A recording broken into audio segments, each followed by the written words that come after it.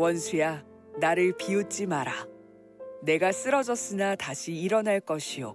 지금은 재앙의 그늘 속에 앉아 있으나 여호와께서 내게 등불이 되어 주실 것이다. 내가 여호와께 죄를 지어 주께서 노하셨다. 그러나 주는 법정에서 나를 변호하시며 나를 위해 의로운 판결을 내려주실 것이다. 주께서 나를 빛으로 이끄시며 내가 주께서 의롭게 하신 일을 볼 것이다. 자, 우리 가슴에 손을 얹고 믿음을 고백하고 하나님께서 오늘 저에게 주시는 말씀 받겠습니다. 제가 먼저 고백할게요. 하나님은 나를 사랑하십니다. 나는 그 사랑 안에 있습니다. 하나님은 오늘 나에게 말씀하실 것입니다. 그 말씀에 능력이 있습니다. 그 말씀에 생명이 있습니다. 나의 마음을 하나님께 열겠습니다. 나의 생각을 예수님께 집중하겠습니다. 들은 만큼 변합니다. 들은 만큼 행복해집니다. 우리가 오늘 본문으로 읽은 미가서는 많은 성도들에게 익숙하지 않은 책이에요. 소선지저 속에 포함되어 있는 짧은 책인데, 미가 선지자라고 하는 사람은 남유다 왕국에서 활동했던 선지자예요. 활동했던 시기가 주전 740년부터 한 700년 정도 기간이니까 40여 년 정도. 이 시기는 어떤 시기였냐면 북이스라엘 왕국이 아시리아에게 멸망을 당했던 시기고, 남유다 왕국은 이제 하나님의 징계, 멸망이라고 하는 역사적 시점을 향해서 치닫고 있던 그런 시대였어요. 선지자의 사명이 다 다른데 미가 선지자의 메시지는 하나님을 떠난 하나님의 백성들에게 피할 수 없는 징계가 다가오고 있다라고 하는 메시지를 주어야 하는 것이었어요.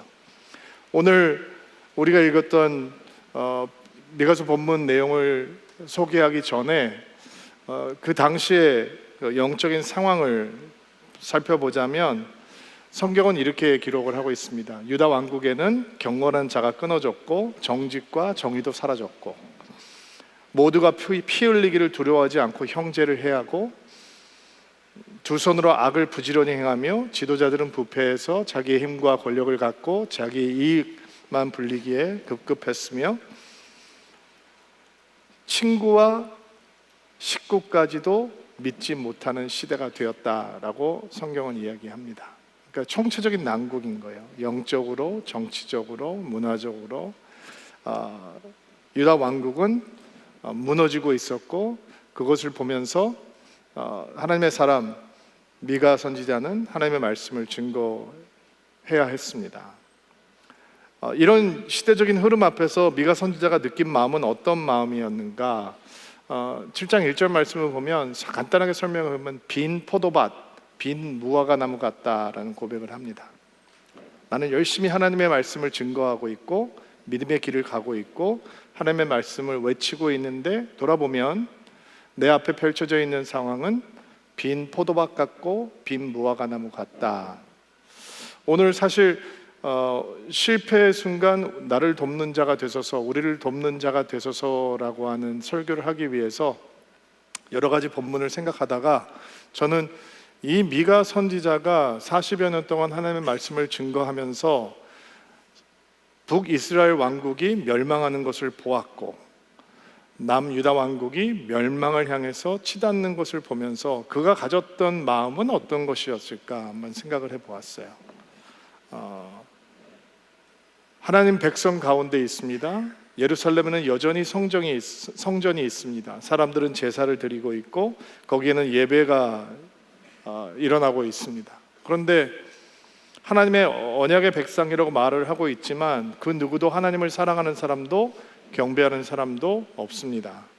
모두가 하나님을 무시하는 것 같고, 모두가 하나님을 떠난 것 같고, 모두가 그들에게 다가오고 있는 하나님의 징계의 무게에 관심이 없는 것 같습니다. 그러나 여전히 미가는 하나님의 말씀을 외쳐야 합니다. 하나님의 자비를 증거해야 합니다. 그는 듣지 않는 사람들을 향해서 이런 메시지를 외칩니다. 사람아, 주께서 선한 것이 무엇임을 너희에게 보이셨나니 여호와께서 내게 구하시는 것은 오직 정의를 행하며 인자를 사랑하며 겸손하게 내 하나님과 함께 행하는 것이 아니냐. 그러나 듣지 않습니다. 눈앞에서 바뀌는 것은 아무것도 없습니다. 사람들은 자신들의 악한 길에서 돌이킬 마음이 없어 보입니다. 여러분, 선지자라면 이거는 실패 중에 실패 아닐까요? 하나님의 말씀을 맡은 선지자라면 내가 하나님의 말씀을 증거하면 사람들은 가슴을 치고 하나님께 돌아와야 하는 거잖아요. 적어도 그런 기미는 보여야 되는 거잖아요. 그러나 그는 하나님의 말씀을 전합니다. 북왕국 이스라엘이 멸망합니다. 그는 또 남아있는 하나님의 백성들을 향해 외칩니다. 그리고 남유다 왕국도 멸망을 향해 한 걸음씩 걸어가고 있습니다. 그러나 여전히 그는 하나님의 말씀을 전해야 하고 믿음을 외쳐야 하고 하나님의 자비를 외쳐야 합니다. 이거 힘든 겁니다. 엄청나게 무력감을 느낄 거 아니에요. 여러분, 저와 신동엽 목사님은 여기서 서울 드림교회에서 매주 설교하잖아요. 그리고 어쩔 때는 여러분에게 은혜가 되는 설교로 다가오기도 하고 어쩔 때는 좀 덜 은혜스럽게 다가오기도 하죠. 설교하는 자리는 당연한 자리가 아닙니다. 엄청난 특권이죠. 하나님의 백성들에게 그들이 살아갈 수 있는 말씀을 선포해 주는 특권은 가볍게 여길 수 있는 자리가 아닙니다. 그래서 저는 들리는 설교를 했으면 좋겠습니다. 사람 살리는 설교를 했으면 좋겠습니다. 제 기도 제목입니다. 언젠가 예배를 드리는데 하나님의 말씀이 꼭 필요한 성도 한 분이 보이더라고요. 제가 손가락질하면 보이더라고요. 보였어요. 그분의 삶의 정황을 제가 너무도 잘 알고 있기 때문에 저 사람은 하나님 없으면 무너진다. 하나님 없으면 살 수 없는 사람이다. 저 사람이 살아갈 수 있는 유일한 방법은 하나님을 붙드는 것이고 하나님 말씀을 붙드는 것이다. 내가 너무나 잘 알고 있는 사람이었어요. 그런데 안 듣고 계시더라고요. 여러분, 여기서 다 보여요. 여러분 표정 하나하나 다 보여요. 그래서 여러분 얼굴에 써 있는 게 나는 읽을 수 있어요. 듣고 있음, 흥미 있음, 은혜 받고 있음, 관심 없음, 배고픔, 졸림 다 드러나요. 다 드러나요. 이 은혜라고 하는 건 뭐냐면 제가 일주일 동안 열심히 여러분을 위해서 중보하면서 말씀을 붙들고 하나님의 은혜를 구해서 준비한 말씀이 여러분을 향해서 주어질 때 여러분이 나는 오늘 하나님의 은혜가 필요합니다 라고 꽉 붙들 때 박수 소리가 나는 거잖아요. 그렇죠? 그때 시너지가 생기는 거거든요. 나는 이 생명의 말씀을 여러분에게 꼭 전하고 싶고 이 말씀이 여러분을 살린다고 믿고 있고 여러분은 그 말씀이 필요합니다 라고 아멘으로 붙드는 순간 은혜라고 하는 시너지가 폭발하는 거거든요. 그때 땡큐. 그때 하나님께서 우리에게 은혜를 주시고 우리의 인생이 변화하는 거예요. 그래서 인터넷 설교를 많이 들으시지만 인터넷 설교를 들으면서는 인생의 집안, 믿음의 집안이 변화가 잘 안 일어나는 게 리스닝 엔터테인먼트로 끝나는 게 내가 그 말씀을 생명으로 붙듭니다라고 하는 간절한 마음이 잘 안 생기기 때문이죠. 제가 서울드림께서 설교할 때와 다른 B교회 가서 C교회 가서 설교할 때가 똑같은 마음이겠어요? 내가 여러분을 위해서 얼마나 기도하는데 같은 마음이겠어요? 그거는 한 교회를 맡아서 목회하고 있는 사람이라면 누구나 다 같이 증거할 수 있는 마음일 거예요. 나는 드림인들이 예수의 사람이 되기를 원해요. 예수의 제자가 되기를 원하고 하나님 앞에 헌신하고 하나님만 위해서 살아가는 진짜 그리스도인들이 되기를 원해요. 나는 여러분이 문화적 그리스도인들, 그냥 교회 다니는 컬처럴 크리스찬으로 끝나지 않기를 간절히 원해요. 그것을 위해서 기도해요. 근데 설교를 하는데 안 듣는 거예요. 그 사람이 꼭 필요한데 하나님의 말씀이. 그래서 집에 돌아갔는데 내 마음이 얼마나 무력한지 얼마나 괴로운지 하나님 앞에 기도했어요. 하나님, 내가 너무나 무력한 설교자입니다. 내가 하나님 말씀을 증거하라고 서면 듣지 않고 귀를 막으려는 사람도 성령께서 역사하셔서 귀가 확 열리고 마음이 확 열리고 인생이 주님 앞에 들어져야 되는데, 하나님, 저 사람은 진짜 하나님 말씀 필요한데 하나님 없으면 죽는 사람인데, 이 상황에서 하나님만 필요한 사람인데 내가 이렇게 말씀을 전하는데 듣지 않고 마음 열지 않으니 하나님, 내가 너무나 무력합니다. 제발 들리는 설교할 수 있도록 도와주십시오. 이렇게 무력한 실패감 속에서 기도했던 적이 꽤 많이 있어요. 미가 선지자는 40년이에요. 그 자리에 서봤어요. 이야, 무력했겠다, 힘들었겠다, 괴로웠겠다. 그리고 그의 마음을 이렇게 고백을 해보고 싶은 거예요. 하나님, 나는 믿음의 길을 걸어가고 있습니다. 주님 앞에 순종하며 믿음을 외치고 있고 하나님의 자비를 외치고 있습니다. 듣지 않네요. 그러나 저는 끝까지 외치겠습니다. 그러니 제발 이 무력한 실패감 속에서 나를 돕는 자가 되어 주소서. 이 마음을 오늘 말씀에서 한번 느껴보려고 하는 것입니다. 여러분, 믿음의 길을 걸어가는 우리들에게 때때로 그런 무력한 실패감 앞에 설 때가 있습니다. 하나님을 불순종했다면 그런 무력한 실패감은 어쩌면 당연한 결과일지 모릅니다. 그러나 나는 하나님을 불순종한 적이 없고, 나는 여전히 믿음의 길을 견지하고 있고, 나는 믿음을 진지하게 받아들이고 있고, 그리고 나는 하나님을 기쁘게 하고 싶은데 나는 땀 흘리고 수고하고 애쓰고 있는데 원하는 결과가 드러나지 않을 때, 남들보다 수고했다고 생각하는데 오히려 뒤처져 있다고 난 마음이 들 때, 애쓰고 땀 흘리고 씨를 빌고 가꾸었지만 손에 쥐어지는 열매가 아무것도 없다라고 느껴질 때, 우리는 미가가 느꼈을 만한 그런 무력한 실패감 앞에 서게 되는 것입니다. 그리고 이런 생각을 하게 되죠. 그동안 내가 주님 앞에 드렸던 기도, 내가 주님 앞에 흘렸던 눈물, 가치가 없는 건가? 이런 생각이 들게 됩니다. 진지하게 신앙생활을 하고 있는데 영적으로 막힌 것 같은 그런 순간을 만날 때가 있잖아요. 난 주님 사랑합니다. 그리고 나는 내 믿음에 대해 확신을 갖고 있습니다. 나는 영적으로 성장하고 영적으로 도약하는 게 굉장히 중요한 사람입니다. 그러나 영적인 가뭄을 만난 것 같은 그 시기를 지나갈 때가 있거든요. 아무것도 잡히는 거 없고 아무것도 느끼는 거 없을 같은 순간들을 만날 수 있는 거죠. 그게 미가가 고백하는 내 포도밭이 빈 것 같다라는 고백입니다. 내 무화과 나무에 열매가 하나도 없는 것 같다라는 고백이에요. 이렇게 미가가 마주했던 빈 포도밭 같은 유다의 상황이 우리가 오늘 겪을 수 있는 관계 혼란, 단절, 정직하게 살아도 소용없다라고 하는 무력함, 노력의 배신, 자책의 늪, 이런 것과 다르지 않아요. 우리는 이런 감정에 굉장히 익숙하죠. 그런데 미가는 우리가 배워야 하는 것을 보여줍니다. 그는 나의 포도밭이 빈 것 같다라고 하는 순간 하나님을 떠나지 않습니다. 하나님을 향해 등을 돌리지 않습니다. 내가 이렇게 외쳐도 소용없구나 좌절하지 않습니다. 오히려 그는 반대로 이런 고백을 합니다.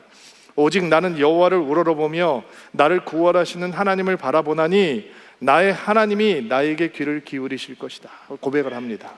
오직 하나님을 우러러보며 오직 하나님만 바라보나니, 하나님을 기대하나니 나의 하나님이 나에게 귀를 기울이시도다. 이게 우리의 오늘 설교 제목으로 바꿔보면, 하나님, 내가 이 무력하게 실패했다라고 느끼는 바로 이 순간 여호와여 우리를 돕는 자가 되어 주소서라고 하는 기도죠. 이 기도를 배우면 믿음의 새로운 능력이 열리게 되는 것입니다. 오직 여호와를 우러러보며 오직 하나님을 바라보며 우리에게 귀를 기울이시는 그분을 향해, 하나님, 나는 애썼고 노력했고 수고했는데, 나는 땀 흘리고 애썼는데 눈에 드러나는 것이 없습니다. 보이는 것이 없습니다. 손에 잡히는 것이 없습니다. 이게 웬일입니까? 내 인생은 이렇게 실패로 끝나는 것입니까? 나는 이렇게 무력한 인생으로 마무리가 되는 것입니까? 라고 느낄 때 여호와여 나를 돕는 자가 되소서라고 하는 기도를 통해서 우리의 믿음이 다시 회복될 줄로 믿습니다. 8절 말씀 한번 묵상을 해볼 텐데, 8절 말씀 개역 개정으로 전반절만 한번 읽어볼게요. 반으로 나누어서 읽겠습니다. 8절 읽어주세요. 시작. 나로 말미암아 기뻐하지 말지어다. 자, 나는 엎으러질지라도 일어날 것이요 라고 하는 말씀을 좀 주목해서 보겠습니다. 우리의 인생이 빈 포도밭처럼 느껴지는 실패의 무력한 순간, 우리가 하나님을 우러러보고 하나님만 바라보고 여호와여 나를 돕는 자가 되소서라고 기도할 때 만나게 되는 은혜는 넘어짐 가운데 일으킴으로 역사하시는 하나님의 은혜입니다. 여러분, 지금 미가가 내가 엎어졌지라도 라고 하는 고백은 유다 백성이 엎어졌다라는 얘기입니다. 믿음의 사람들이 다 엎어졌다라는 얘기죠. 그러나 다시 일어날 것이다 라고 고백을 하잖아요.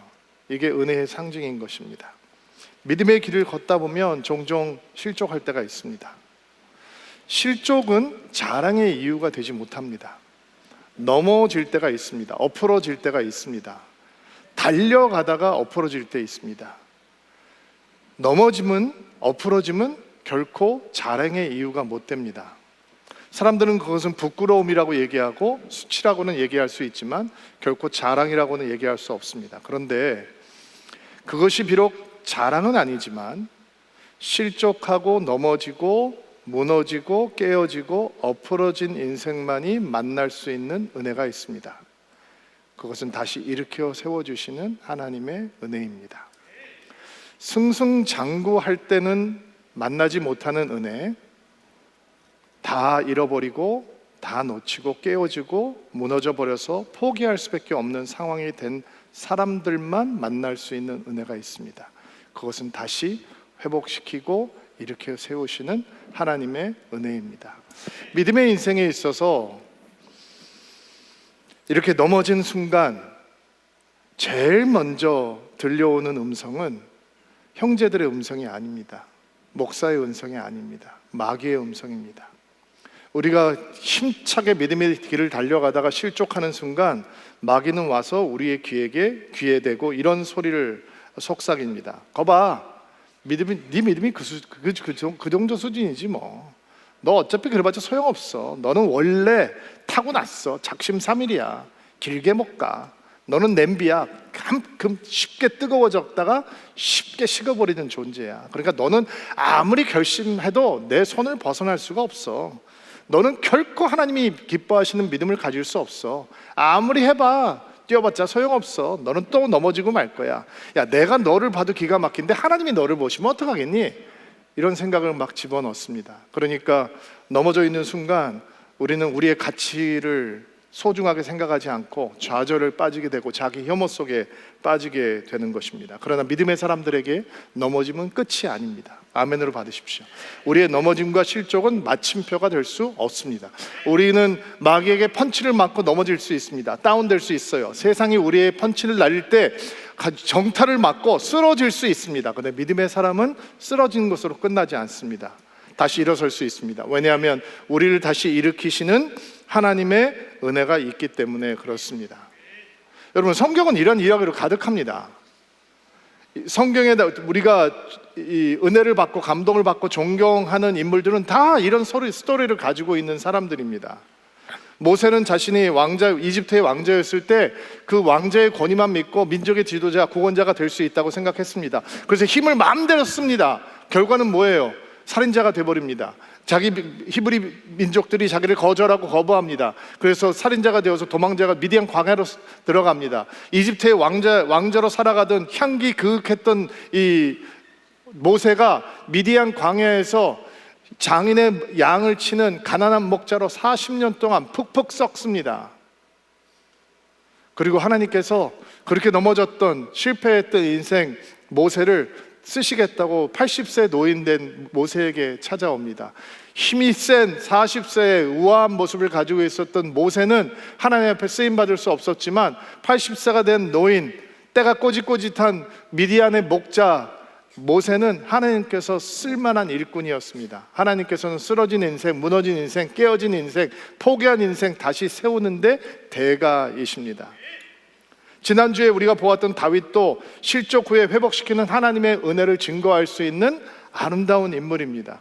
그는 밧세바 우리아 사건 때문에 무너지지만 그는 하나님의 회복하시는 은혜로 여전히 우리 앞에 하나님 마음에 합한 사람, 가장 하나님을 뜨겁게 사랑했던 한 사람으로 우리 앞에 서 있습니다.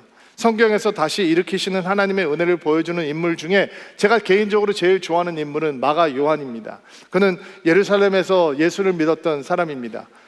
그의 가정이 예수님께서 거하시는 곳이 되기도 했고 예배드리는 곳이 됐으니까 예수님을 직접 본 사람이기도 했을 것입니다. 그가 예수 그리스도를 증거하기 위해서 사도 바울을 따라 선교 여행을 떠납니다. 얼마나 뜨거운 마음으로 떠났겠어요, 여러분. 젊은이니까 뜨거운 마음으로 떠났겠죠. 근데 선교 여행이 쉽지 않잖아요. 가는 곳마다 사람들이 박수 쳐주고 복음을 받아들이는 것이 아니라 사람들이 가는 곳마다 박수 대신 핍박하고 욕하고 돌 던지고, 이게 험한 길이란 말이에요. 그래서 중간에 예루살렘으로 돌아갑니다. 그리고 사도 바울이 그것을 아주 괘씸하게 생각했습니다. 두 번째 선교 여행을 떠나는데 마가 요한의 사촌이었던 바나바는 요한을 데리고 가자라고 얘기를 하고, 마가를 다시 데리고 가자 얘기하고, 그리고 바울은 절대로 마가하고는 같이 길을 갈 수 없다라고 단호하게 거절을 합니다. 근데 바나바는 별명이 뭐예요? 위로의 사람, 격려의 사람. 그러니까 괜찮아 이번에 데리고 갈 수 있을 거야. 근데 바울이 바나바에게 큰 신세를 진 사람이거든요. 그가 회심했을 때 아무도 그를 믿어주지 않을 때 그에게 누가 보증을 서줬느냐? 바나바가 보증인이었어요. 다른 사도들을 만나게 도와준 것도 그였고, 예루살렘에서 말씀을 증거하게 해준 사람도 그였고, 시리아 안디옥 교회에서 말씀을 증거할 수 있도록 초청해 준 도 바나바였어요. 그러니까 바나바한테 대들면 안 되는 거예요, 바울이. 그런데 바나바하고 싸워서 헤어질지언정 마가하고는 같이 가지 않겠다라고 했어요. 그만큼 마가가 마음에 안 들었던 거예요. 그리고 실제로 마가를 거절하고 바나바와 싸우고 다른 사람들을 데리고 2차 선교 여행을 떠나게 되죠. 그리고 바나바의 이야기가 등장하지 않는 걸 보면 아마 바나바가 일찍 죽었던 것 같아요. 그리고 바울의 이야기는 사도행전에 빼곡하게 채워져 있죠. 근데 마가의 이야기는 없어요. 실패자 마가. 사도 바울이 버린 사람, 사도 바울하고 바나바하고 싸움 붙인 사람, 꼬리표가 다 붙어있을 거 아니에요. 다니는 곳마다 예수를 만났으면서 예수를 증거하는 일을 중간에 그만뒀던 사람, 중간 포기자, 실패자, 버림받은 자, 이런 얘기를 듣고 다녔을 거 아니에요. 그런데 사도 바울이 선교여행을 끝나고 감옥에 들어가서 편지를 쓰는데 에베소서, 빌립보서, 골로새서, 빌레몬서를 쓰잖아요. 거기에 마가 이름이 나와요. 나의 동역자 마가야. 그리고 바울이 마지막 쓴 책이 디모데후서인데, 디모데후서에서 디모데에게 빨리 나에게 오라라고 전가를 보내면서 네가 올 때 마가 요한을 데리고 와라. 그가 나에게 유익한 자니라. 이렇게 고백을 해요. 여러분, 엄청난 반전이잖아요. 나는 너랑 절대로 갈 수 없어. 선교 여행은 너무나 중요하기 때문에 네가 가면 방해야. 너는 짐이야. 너는 포기자야. 나는 너를 신뢰할 수 없어. 그러므로 너는 나와 함께 선교팀에 갈 수 없어. 버렸는데 시간이 지난 다음에 그는 나의 동역자요. 죽기 바로 전에는 그는 나에게 너무 유익한 자니 그를 데리고 와달라라고 부탁하는 사람으로 변할 수 있는 건 어떤 이유였을까요? 물론 바나바가, 사촌이었던 바나바가 위로의 사람, 격려의 사람이었으니까 큰 역할을 했겠죠. 그런데 마가가 누구의 조력자였냐면, 누구의 비서 같은 존재였냐면 베드로에게 비서 같은 존재였어요. 베드로라 그러면 또 실패라고 하면 2인자 자리를 거부하는 최고의 인물 아니겠어요? 여러분, 그가 예수님 앞에서 어떻게 실족합니까? 주님, 이 사람들 다 주님을 버릴지라도 저는 버리지 않습니다. 그렇습니다. 얘들은 주님 버릴 수 있습니다. 충분히 그럴 수 있는 애들입니다. 근데 저는 절대로 주님 버리지 않겠습니다. 그리고 예수님을 3번 부인하고 저주하죠. 누가복음을 보면 3번째 예수님의 이름을 부인하고 저주했을 때 예수님의 눈과 베드로의 눈이 만나는 장면이 나옵니다. 멀리 떨어진 곳에서, 보이지 않는 곳에서 하는 게 아니라 뻔히 예수님이 보이는데 거기서 나는 예수를 모른다, 예수님을 저주한다 라고 고백했습니다. 그게 베드로입니다. 자, 그 베드로가 예수님한테 가서 주님 저 용서해 주십시오 얘기할 수 있을까요? 여러분 같은 거 그게 쉬울 것 같습니까? 여러분, 그게 어찌 쉽습니까? 예수님께서 십자가에 돌아가셨을 때 그 앞에는 없었지만 그 처참한 죽음을 베드로가 알고 있는데 어떻게 주님한테 가서 나를 받아주십시오 얘기할 수 있겠습니까? 근데 부활하신 주님을 만납니다. 부활하신 주님을 만납니다. 베드로가 주님을 찾아가지 못하니까 주님이 베드로를 찾아오십니다.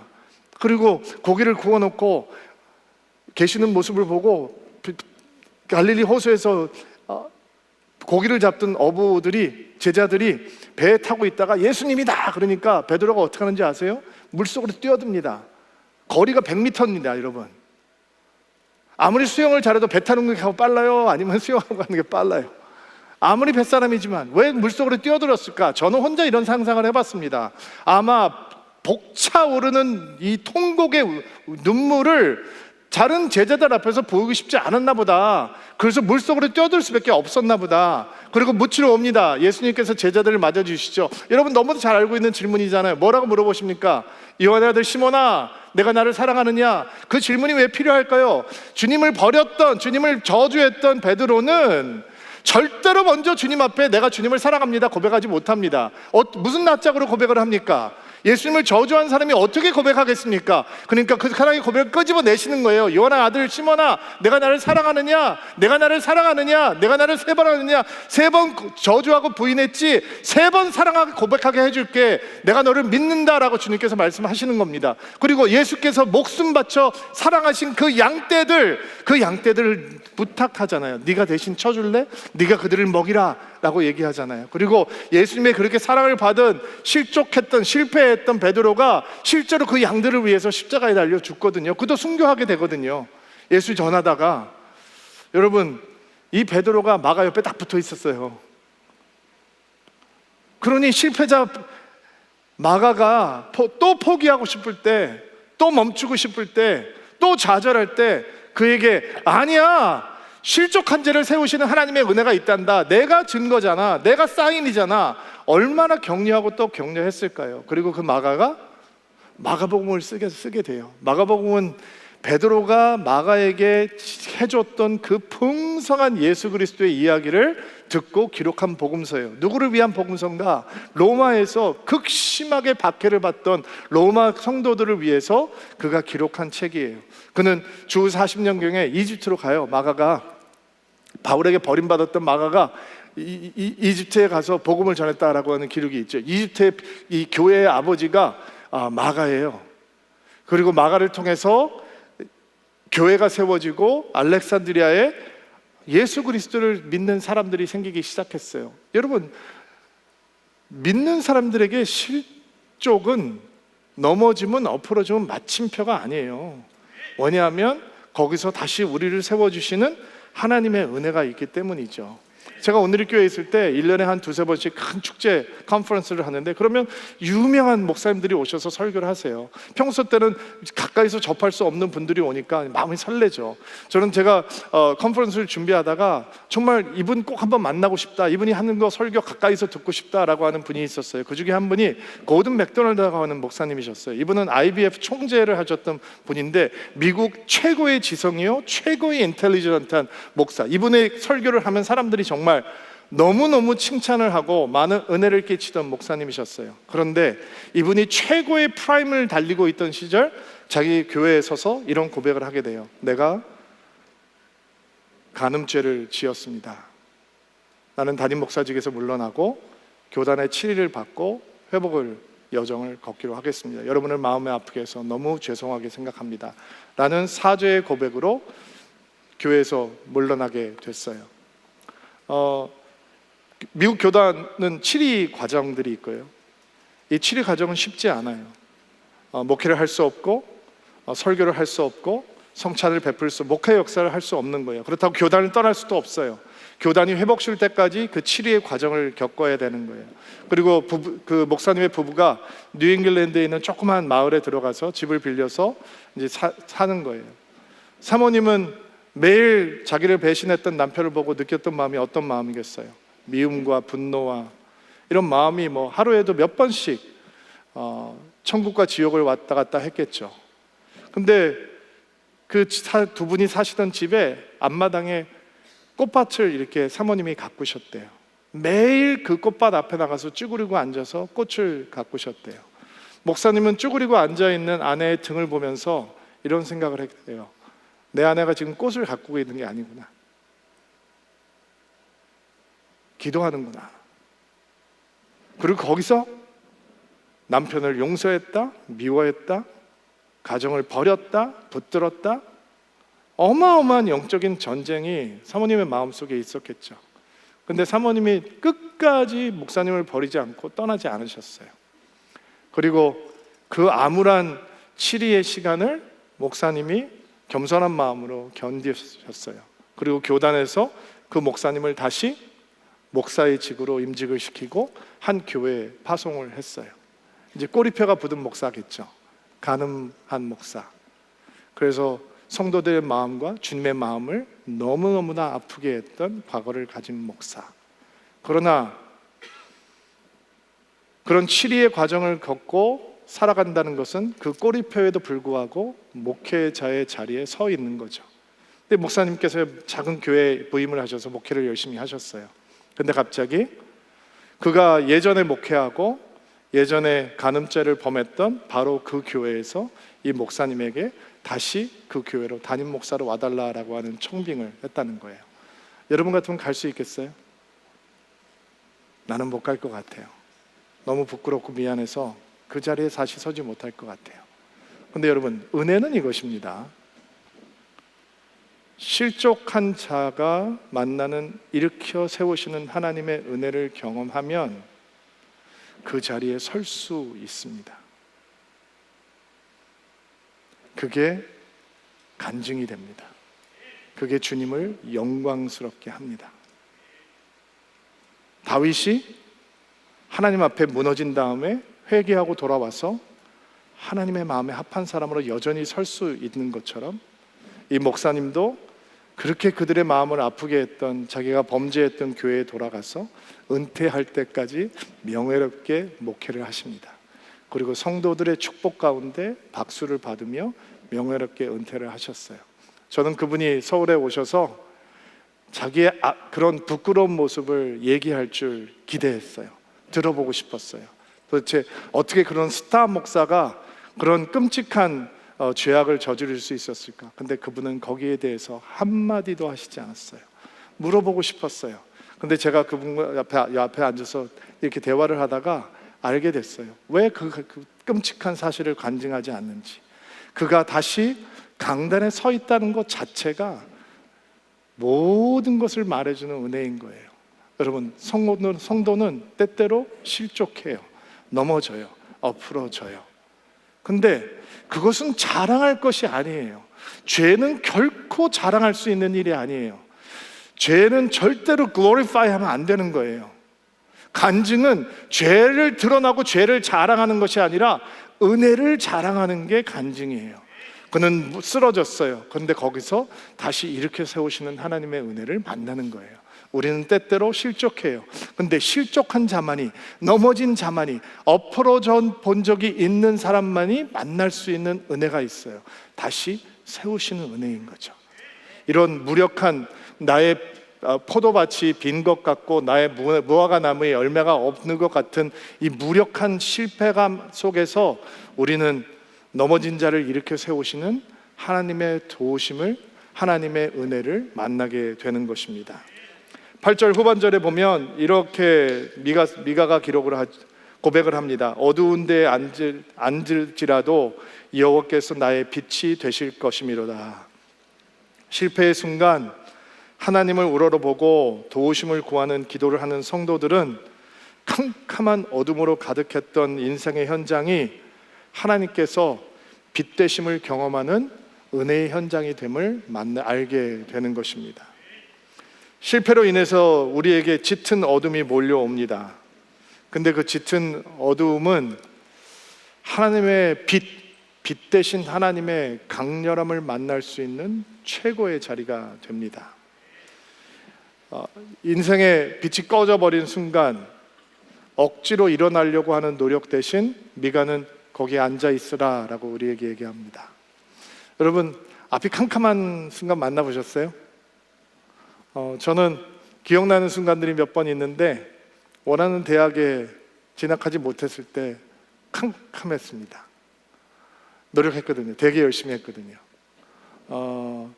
제가 어렸을 때부터 잠을 잘 못 자기 때문에 잠 안 자는 게 별로 어렵지 않아서 정말 며칠 밤을 새면서 공부해도 별로 어려움이 없던 시절이 있어서 미국에 가서 영어 안 될 때 진짜 열심히 공부했습니다. 더군다나 하나님까지 만난 후였기 때문에 막 옷장에 들어가서 이불 뒤집어 쓰고 외치면서 성성으로 기도하고, 제가 그때 교회 처음 다닌 찬송가 몇 개 알겠어요.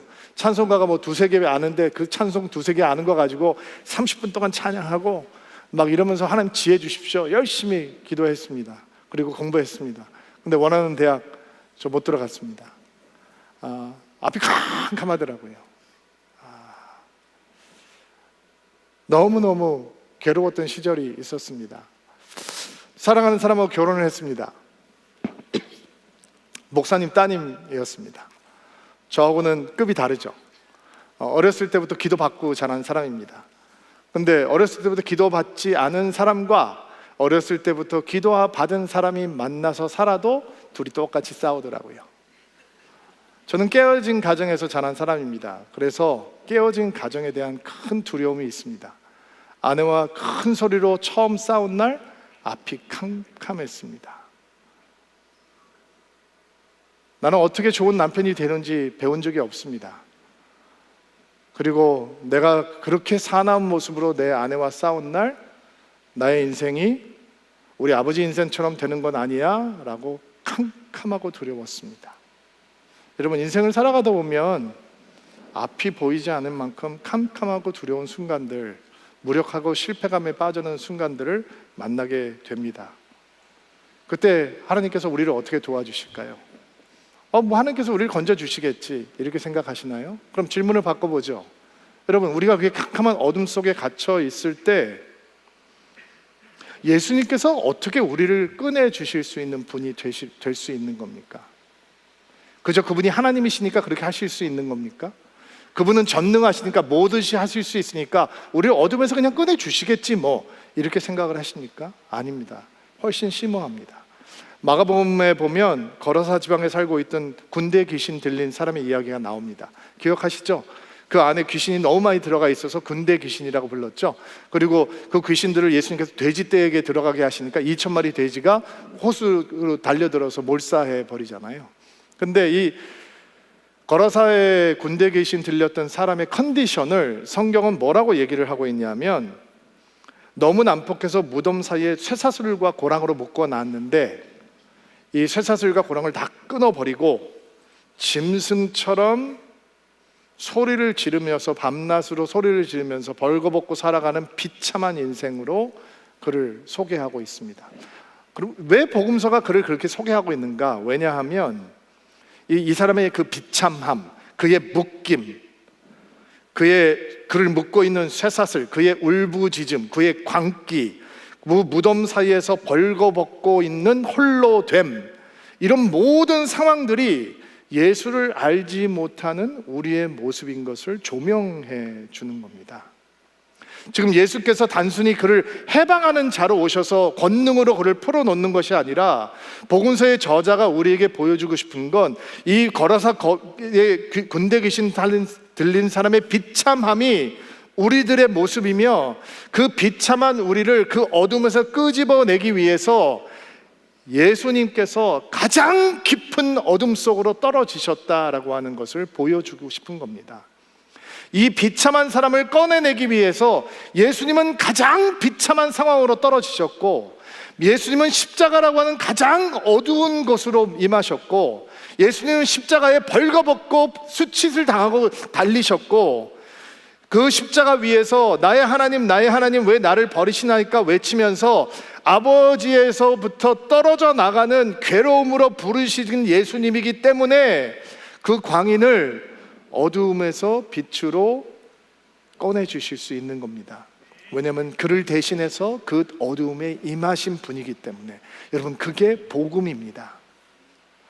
예수님은 하나님이어서 뭐든지 손가락만 딱 하면 뭐든지 할 수 있는 분이어서 귀신을 쫓아내시는 것이 아니라, 그 한 사람을 자유케 하기 위해서 그 어둠에서 그를 빛으로 옮겨 놓기 위해서 가장 깊은 어둠 속으로 임하셨고, 가장 수치스러운 십자가로 임하셨고, 그것을 어떤 고통도 마다하지 않고 받으셨기 때문에 예수께서는 우리를, 거라사의 광인을 어둠에서 빛으로 꺼내주실 수 있는 겁니다. 우리가 어둠 속에 있을 때 종종 혼자라고 느낍니다. 근데 거기는 예수님이 들어오시는 자리입니다. 그리고 예수님이 들어오시면 어둠은 사라집니다. 이게 믿음의 신비입니다. 참 이상하죠? 빛은 어둠과 싸우지 않습니다. 싸움이 될 수가 없습니다. 아무리 짙은 어둠이라도 빛이 들어오는 순간 어둠은 사라져 버립니다. 그러니까 우리가 인생을 살아가다가 미가가 느끼는 것처럼 나의 포도밭이 다 빈 것 같고 나의 무화과 나무에 아무런 열매가 없는 것 같고 내가 수고하고 애써도 눈앞에 아무런 상황도 변하지 않는 것 같다라고 하는 실패감에 압도되는 순간, 그 어두운 실패의 자리에서 우리는 그 자리를 예수님의 이름을 부르는 기도의 성소로 만들어야 되고, 예수의 영광을 바라보는 예배의 자리를 만들어야 되고, 주님의 선하심을 선포하고 주님의 선하심을 기대해야 하는 것입니다. 우리가 어둠을 걷어주시는 주님의 은혜를 만나면 더 이상 어둠 속에 머무는 인생이 아니라 빛 대신 예수님과 함께 동행하는 인생이 될 줄로 믿습니다. 자, 9절 말씀 한번 묵상해 볼게요. 그리고 말씀 마무리하겠습니다. 9절 말씀 한 목소리 읽겠습니다. 개역개정으로 시작. 내가 여호와께 범죄하였사오니 마침내 주께서 나를 인도하사 광명에 이르게 하시니니 내가 그의 공의를 보리로다. 미가가 이렇게 고백하죠. 내가 여호와께 범죄하였사오니, 이것은 유다 백성들의 마음을 품고 고백하는 겁니다. 우리가 주께 범죄하였사오니 그의 진노를 당하려니와, 징계를 받는다는 거죠. 여러분, 믿음 생활을 하다 보면 감당하기 버거운 믿음의 한 부분이 있습니다. 바로 징계라고 하는 것입니다. 의도적으로 내 욕심을 따라 선택할 때가 있잖아요. 우리가 하나님이 길이 아닌 걸 뻔히 알면서 내 마음의 소욕을 따라 선택할 거 있거든요. 근데 하나님께서 우리를 너무 사랑하시기 때문에 그 길을 오래 가도록 놔두시지 않는 거예요. 다시 불러오시죠. 그 불러오시는 손길이 징계의 손길이에요. 어느 부모가 자녀가 악한 길, 험한 길, 위험한 길을 가는데 그냥 냅두는 부모가 어디 있겠어요. 그러니까 우리를 망가뜨리는 위험한 길, 악한 길을 걸어갈 때 하나님께서 우리를 다시 불러들이세요. 그것이 하나님의 징계의 기능이죠. 징계라고 하는 것은 하나님의 진노의 채찍이 아니라 하나님의 사랑의 손짓이 되는 거예요. 이렇게 우리의 욕심을 따라가 살아가면서 만나게 되는 징계의 순간, 그 실패의 순간, 우리가 하나님을 바라보며 하나님의 도우심을 구하는 기도를 할 때 우리는 우리를 포기하지 않는 집요한 하나님의 사랑을 만나게 되는 것입니다. 저는 9절 말씀을 묵상하다가 한국 교회와 오버랩이 되었습니다. 그리고 마음이 뜨거워졌습니다. 여호와여, 우리가 주께 범죄하였으니 주의 진노를 당하려니와. 그래서 한국 교회가 흔들렸습니다. 하나님의 취해 있고 하나님의 붙들려 있는 것이 아니라 교회의 부흥에 취해 있고 교회의 크기에 취해 있고 교회의 건물에 취해 있는 모습이 결국은 한국 교회를 추락하게 만들었습니다. 우리가 하나님께 범죄했기 때문에 그분의 징계를 당하지만 그 다음 주시는 메시지가 한국 교회를 향한 메시지라고 생각하니 마음이 다시 뜨거워졌습니다. 주께서 우리를 위하여 논쟁하시고 심판하시며, 이건 법적 용어입니다. 주께서 우리를 변호하시며 우리의 무죄를 구할 것이며 우리를 인도하사 광명에 이르게 하시라. 빛으로 우리를 인도하신다는 거예요. 하나님께서 우리 교회들을 그렇게 인도하시겠다는 거예요. 우리가 하나님의 마음을 잠시 아프게 했지만 한국 교회를 너무 사랑하시는 하나님께서 우리를 징계하사 우리를 다시 품에 안으시고 우리를 위해서 변호하시고 우리를 다시 빛 가운데로 인도해 주신다라는 거예요. 여러분, 어떻게 그런 은혜가 가능합니까? 이게 놀라운 은혜입니다. 그분께서 먼저 채찍을 맞음으로 우리가 나음을 입는 것입니다. 우리가 죄가 없어서 징계를 당하고 죄가 없어서 광명의 빛에 이르게 되는 것이 아니라 그분께서 우리를 위해서 매맞으시고 채찍을 맞으심으로 우리를 위해서 모든 진노를 받으셨기 때문에, 그것이 예수 그리스도의 영광스러운 사역이었기 때문에 우리는 다시 빛 가운데로 갈 수 있는 것입니다. 여러분, 징계를 받을 때 할 수 있는 최고의 일은 뭔지 아세요? 하나님의 품을 향해 달려가는 거예요. 하나님의 사랑의 손짓을 향해 달려드는 거예요. 우리가 하나님께서 우리를 부르신다라고 하는 사랑의 손짓 가운데 하나님의 품을 향해서 달려가는 순간 하나님께서는 우리의 귀에 이렇게 속삭이십니다. 너희의 죄를 내가 발로 밟고 너희의 모든 죄를 깊은 바다에 던지리라. 여러분, 실패의 기억을, 실패의 아픔을, 실패의 수치를, 실패의 잔혹한 열매를 깊은 바다에 던져버리신 하나님의 은혜, 그 은혜는 누가 누리는 것인가? 징계의 순간 하나님의 그 집요한 사랑의 추적을 보고 하나님의 품을 향해 달려가는 사람들이 누리게 되는 것입니다. 이 은혜를 정말 가슴으로 품고 가슴으로 맛보아하는 우리 모든 성도들이 되기를 주의 이름으로 축복합니다.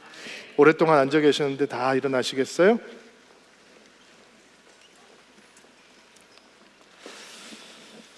제가 여러분을 위해서 3번 초청하고 기도하려고 하는데 성령께서 여러분에게 감동을 주시는 대로 반응하시면 되겠습니다. 성도들은 때때로 수고하고 애써도 아무런 열매가 없다라고 느껴지는 무력한 실패감 앞에 서게 됩니다. 그리고 그 실패감 속에서 실족, 넘어짐이라고 하는 실패가 우리를 더 무겁게 찢어 누를 때가 있습니다. 그러나 성도의 삶에는 실족과 넘어짐이란 절대로 마침표가 되지 못합니다. 왜냐하면 다시 일으켜 세워주시는, 다시 일어나게 하시는, 다시 회복시키시는 하나님의 은혜가 있기 때문입니다.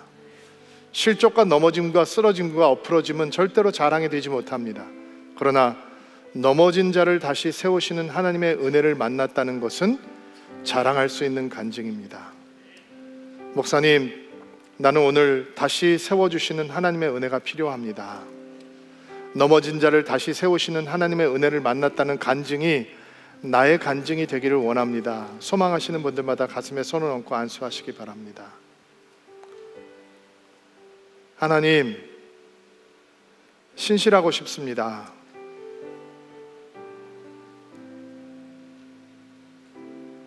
충성스럽고 싶습니다. 그러나 땀 흘리고 애쓰고 수고해도 나의 포도밭에 열매가 없고 나의 무화과 나무에 아무가 열매가 없다고 하는 무력한 실패감이 우리를 찍어 누를 때가 있습니다. 그것이 나의 실족이요 넘어짐이요 엎어짐이 될 때 더욱 그러합니다. 하나님, 넘어진 자를 다시 세우시는 하나님의 은혜를 만나기를 원합니다. 우리를 다시 세워주시는 하나님의 강력한 오른손이 우리를 붙들어 주시고 세상이 휘두르는 거센 펀치를 맞고 쓰러진 성도들, 마귀가 휘두르는 펀치에 다운된 성도들이 오늘 그들의 손을 붙들고 그들을 위해 눈물 흘리며 기도하시고 그들을 다시 일으켜 세워주시는 하나님의 은혜를 만날 수 있도록 도와주옵소서. 우리 실족하는 실패의 순간 여호와여 우리를 돕는 자가 되어 주소서. 손 내리시고요. 2번째 초청입니다. 수고하고 애써도 아무것도 눈앞에 보이지 않는다는 무력한 실패감은 때때로 우리를 캄캄한 어둠 속으로 몰아넣습니다. 아무것도 볼 수 없는 어둠 속에서 우리는 빛 대신 하나님만 경험할 수 있습니다. 어둠을 몰아내시는 예수님의 빛을 경험할 수 있습니다. 거라사의 광인의 어둠을 몰아내기 위해서 가장 깊은 십자가라고 하는 어둠, 가장 비참한 십자가라는 어둠 가운데 가장 고통스러운 무덤이라고 하는 어둠 가운데 떨어지신 예수님이시기에 우리의 어둠을 어떤 어두움일지라도 몰아내실 수 있습니다. 목사님, 제 안에 제 영혼 가운데 아직도 어두움이 남아 있습니다. 나의 과거 때문에, 나의 실패 때문에, 나의 무력함 때문에, 나의 부족함 때문에 아직도 어두움이 남아 있습니다. 나에게는 예수님의 빛이 필요합니다. 그 어둠을 몰아내줄 하나님의 빛이 필요합니다. 소망하는 분들마다 가슴에 손을 얹고 안수하시기 바랍니다. 하나님, 예수님을 온전히 믿습니다. 그리고 사랑합니다. 그러나 여전히 내 안에 어둠이 가득해질 때가 있는 것을 고백합니다. 내 인생의 계속된 실패로 인해서 나의 영혼에 어둠이 여전히 존재합니다. 그 어둠의 자리에 예수님을 모시기 원합니다. 하나님, 이 어두움 속에서 나를 돕는 자가 되어 주소서. 예수께서 오시면 모든 실패, 모든 과거의 어두운 흔적들이 사라질 것을 믿습니다. 빛 대신 예수여, 우리 영혼 가운데 임재하여 주옵소서. 우리 영혼 가운데 함께하여 주옵소서. 모든 분들 가슴에 손을 얹고 안수하시기 바랍니다. 하나님을 떠난 사람들이 경험하는 징계는, 믿음의 길에서 벗어난 사람들이 경험하는 징계는 분노의 채찍이 아닙니다. 우리를 하나님의 품으로 부르시는 사랑의 제스처입니다. 성도는 징계의 순간 하나님을 떠나는 것이 아니라 하나님의 품을 향해 달려와야 합니다. 오늘 그 품을 향해서 여러분 달려오시기 바랍니다. 하나님 품을 향해서 달려들시기를 바랍니다. 하나님, 가슴에 손을 얹고 안수하는 모든 드림인들이 오늘 주를 품에 향해 달려올 수 있는 귀한 복된 주일 될 수 있도록 도와주옵소서. 아버지, 하나님께서 열린 품으로, 열린 손으로 우리 성도들을 기라고 계십니다. 성도들의 마음 가운데 아버지, 내가 옵니다. 주님 품을 향해 달려갑니다. 오늘 다시 한번 주님 품 안에 안길 수 있는 복된 주일이 될 수 있도록 도와주옵소서. 우리 사랑하는 귀한 성도들에게 그 사랑을 경험할 수 있게 도와주옵소서. 예수님의 이름으로 기도하옵나이다.